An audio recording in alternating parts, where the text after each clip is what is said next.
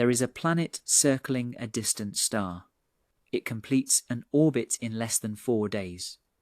That alone tells you something is wrong. This world is massive, larger than Jupiter, wrapped in storms that never sleep, but it skims so close to its sun that its atmosphere boils away in real time. Metals vaporize on the dayside. Winds howl at supersonic speeds, redistributing heat that should incinerate everything. By every rule we understood about how planets form, this world is impossible. And yet, it exists.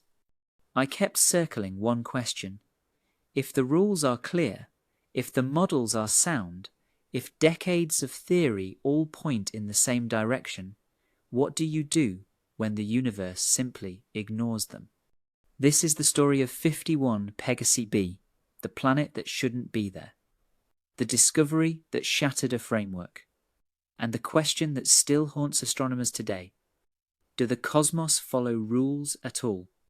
Or do we just tell ourselves stories until something refuses to fit? Let me show you what broke.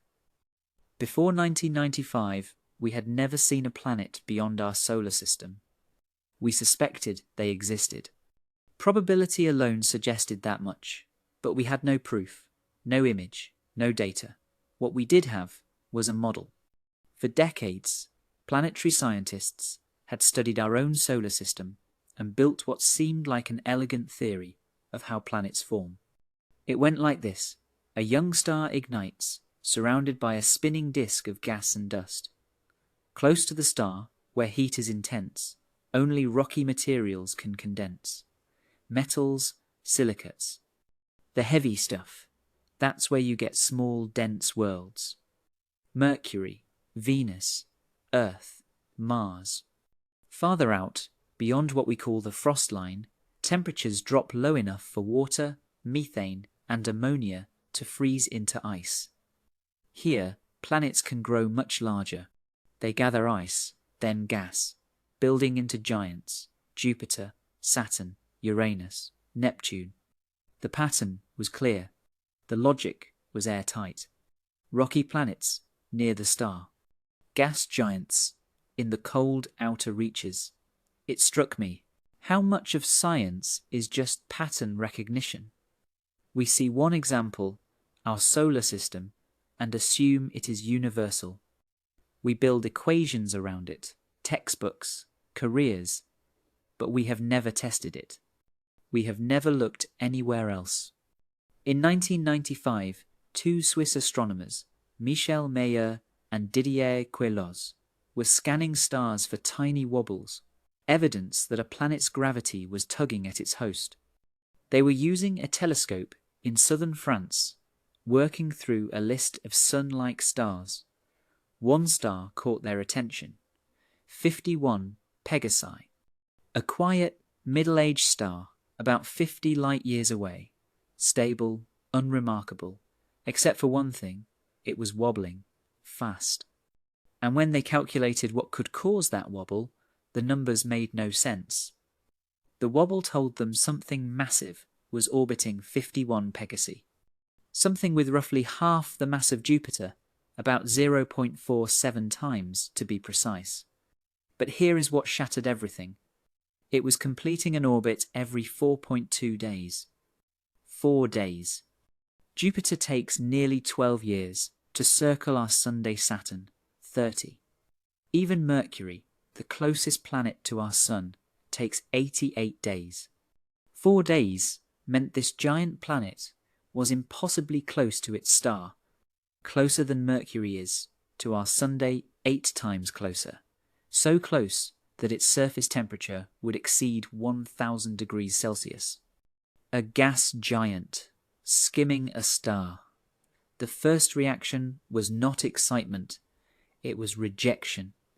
Astronomers around the world looked at the data and said, "No, that cannot be right. You have made a mistake. Maybe it is not a planet. Maybe it is a brown dwarf, a failed star. Maybe your instruments are off, because if this was a planet, it meant our entire model of planetary formation was wrong. A thought kept echoing. What happens when data contradicts belief?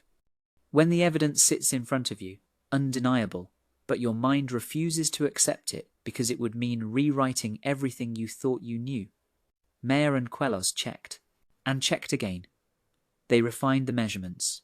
They eliminated error sources. They invited other teams to verify. And every test came back the same. 51, Pegasi b, was real.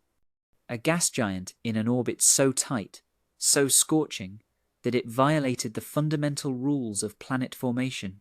They called it a hot Jupiter. The name stuck. The questions multiplied. Because if this planet could not form where it was, where did it come from? The model said gas giants form far from their stars, where it is cold enough to accumulate massive amounts of hydrogen and helium. That part, scientists realized, might still be true. But what if planets do not stay where they are born? What if they move? Within months of the discovery, theorists began constructing a new framework. They called it planetary migration. The mechanism is elegant. A young planet, still embedded in the disk of gas and dust surrounding its star, interacts with that material gravitationally. The disk pulls on the planet pulls back. In that exchange, the planet can spiral inward, slowly, over millions of years, falling from the cold outer regions toward the star's heat. But that was not the strangest part.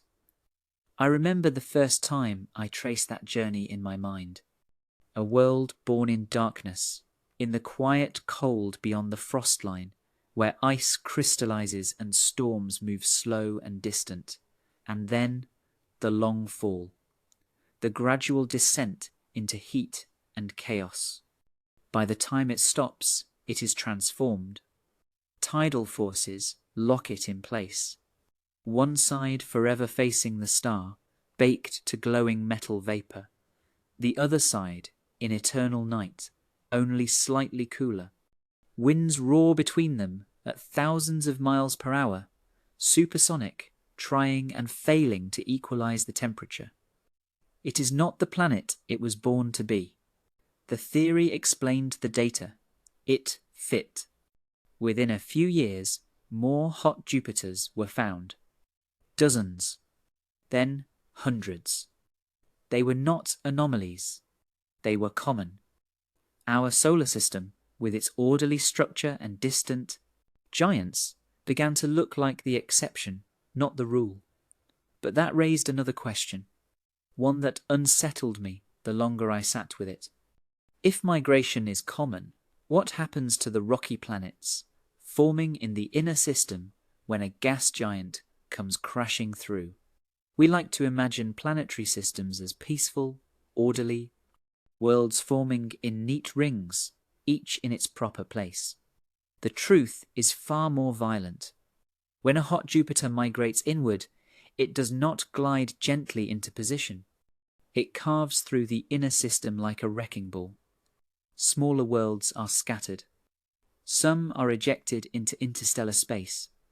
Others spiral into the star. A few might survive in strange, tilted orbits, refugees of a cosmic catastrophe. This means that many hot Jupiter systems probably started with Earth like planets. Rocky worlds in the habitable zone.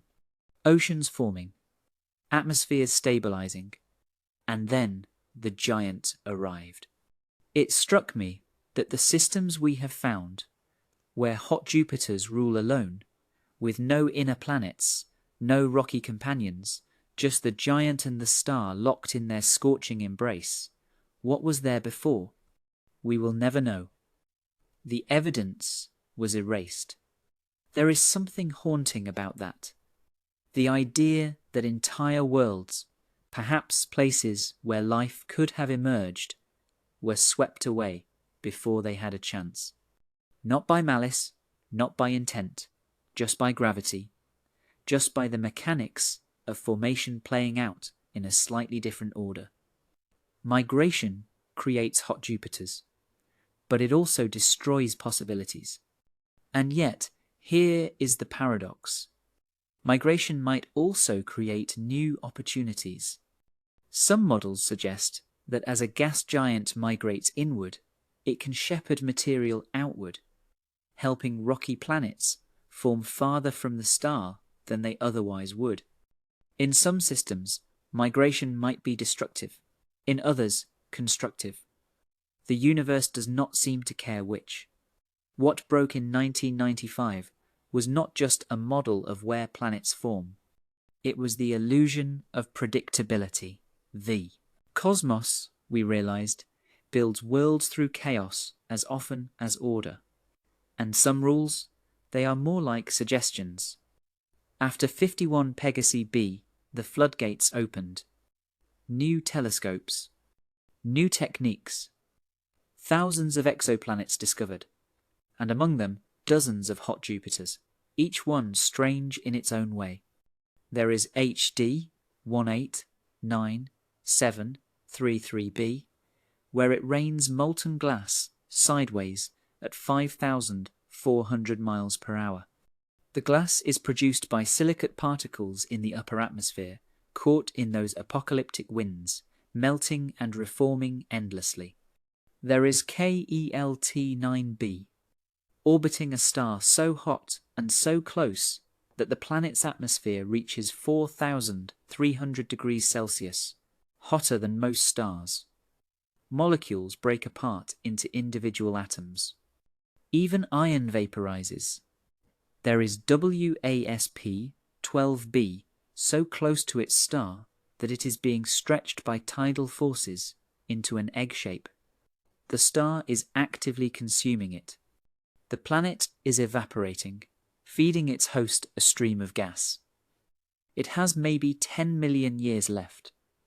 Sometimes I think of Jupiter differently now, not as the stable guardian of our outer solar system, but as what could have been, a migrating destroyer that chose, by chance or initial condition, to stay in place. What if it hadn't? These are not planets we could ever visit. They are laboratories of extremes, testing grounds for physics at the edge of possibility. They taught us something profound. The universe is far more inventive than we imagined. We built a model based on 8 planets.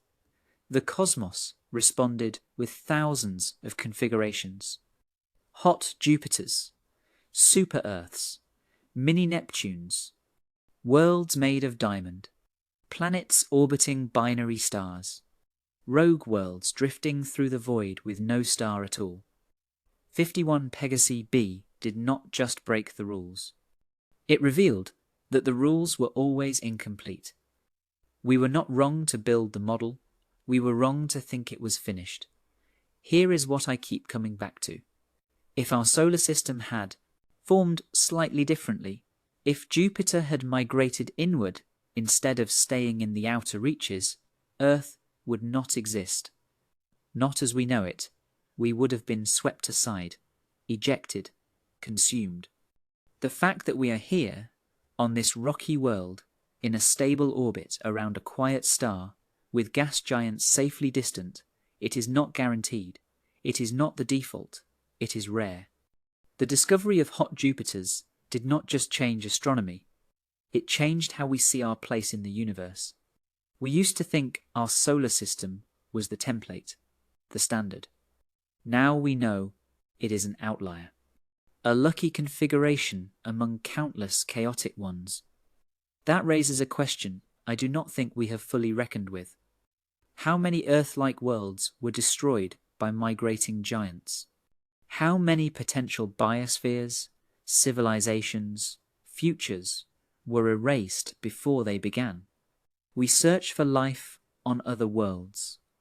We build telescopes to find planets in habitable zones. We calculate odds and probabilities.